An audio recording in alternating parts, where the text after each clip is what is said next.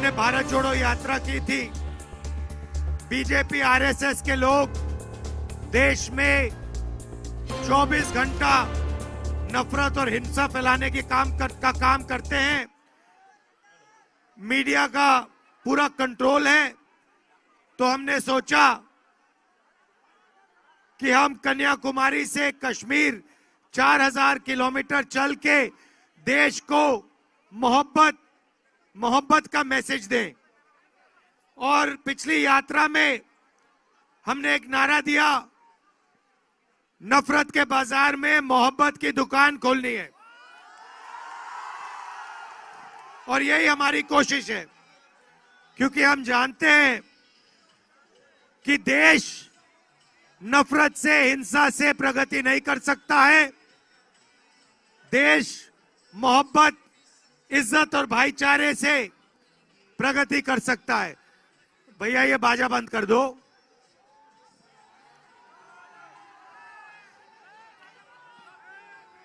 अब क्या करें? तो काफी लोगों ने हमें कहा कि देखिए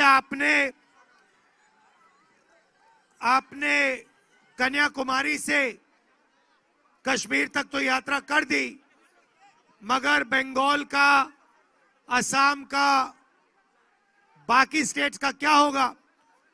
और उन्होंने हमें कहा कि देखिए आपको मणिपुर से महाराष्ट्र की भी भारत जोड़ो यात्रा करनी चाहिए। और बिल्कुल सही बात थी, सही सोच थी। इसीलिए हमने मणिपुर से महाराष्ट्र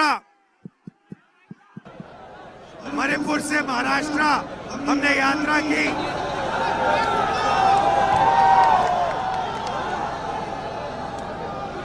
मणिपुर से महाराष्ट्र, मुझे घूमना पड़ेगा ऐसे, मणिपुर से महाराष्ट्र यात्रा की। इस यात्रा में हमने न्याय शब्द भी जोड़ दिया है, क्योंकि आज के हिंदुस्तान में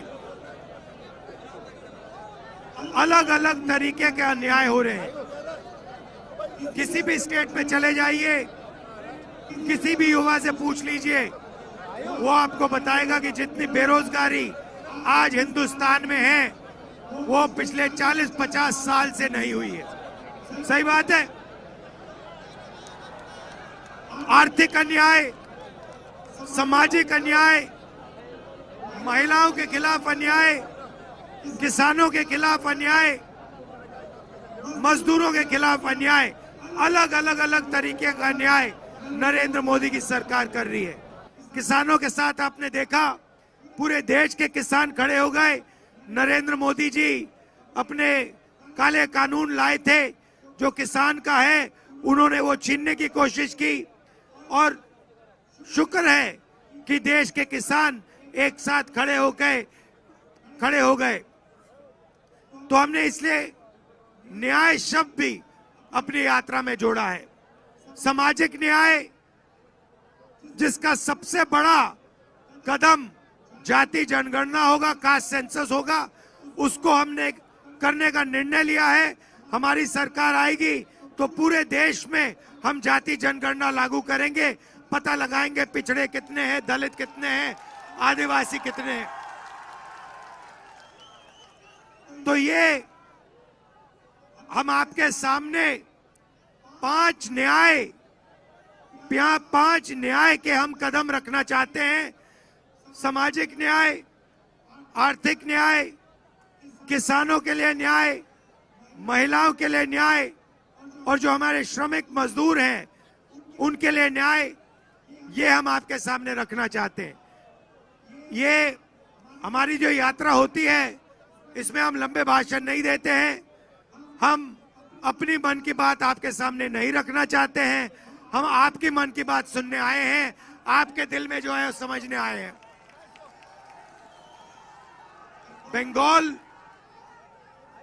बंगाल देखिए, ये आज देश में विचारधारा की लड़ाई चल रही है।